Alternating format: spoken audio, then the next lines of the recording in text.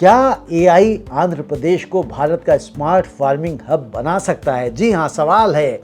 आंध्र प्रदेश में artificial intelligence और कृषि के बीच एक नई साझेदारी की चर्चा है और इस पहल के तहत बेहतर फसल फैसले, मौसम की जानकारी, बाजार तक पहुंच और संसाधनों के प्रबंधन के लिए एआई का इस्तेमाल किया जाएगा ताकि किसानों की प्रोडक्शन और आमदनी दोनों बढ़ाई जा सके।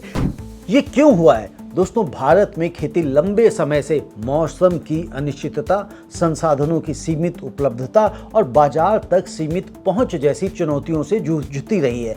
सरकार का मकसद है कि डिजिटल इंफ्रास्ट्रक्चर के जरिए किसान की रोजमर्रा की समस्याओं का हल निकालना, जैसे सही समय पर बुआई, सही मात्रा में खाद और पानी का इस्तेमाल और मंडी की सही कीमत की जानकारी। वैश्विक स्तर पर भी कृषि में तकनीक अपनाने की होड़ मची है और भारत इसमें पीछे बिल्कुल भी नहीं रहना चाहता। तो यहाँ पर ये बात आती है निकल कर कि मायने क्यों रखता है।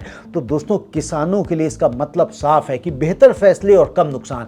एक्सपोर्टर्स और मिलर्स के लिए इसका मतलब है कि बेहतर क्वालिटी की कच्ची फसल जो आगे चलकर ठीक उसी क्वालिटी विवाद को कम करने में मदद कर सकती है जो बांग्लादेश वाली खबर में हमने देखा है। उद्योग के लिए एक नया इकोसिस्टम खोलता है। Agri tech startups, data analytics कंपनियां और सेंसर टेक्नोलॉजी बनाने वाली कंपनियां। सरकार के लिए कृषि सुधार का एक नया मॉडल है जिसे बाकी राज्यों में भी दोहराया जा सकता है। हालांकि इसकी सफलता इस बात पर निर्भर करेगी कि क्या छोटे और सीमांत किसानों तक ये तकनीक वाकई पहुंच पाती है या ये सिर्फ बड़े किसानों तक सीमित रह सकती है। अगर हम इसका रिस्क और अपॉर्चुनिटी भी देखें तो यहाँ पर सबसे बड़ा जोखिम ये निकल कर के आता है कि डिजिटल डिवाइड। अगर छोटे किसानों के पास स्मार्टफोन, इंटरनेट या तकनीकी समझ की कमी रही तो ये पहल सिर्फ कागज पर अच्छी योजना बनकर रह जाएगी। और एक और जोखिम है कि डेटा प्राइवेसी और यह सुनिश्चित करना कि किसान का डेटा उसकी अपनी भलाई के लिए इस्तेमाल हो, किसी और के मुनाफे के लिए नहीं।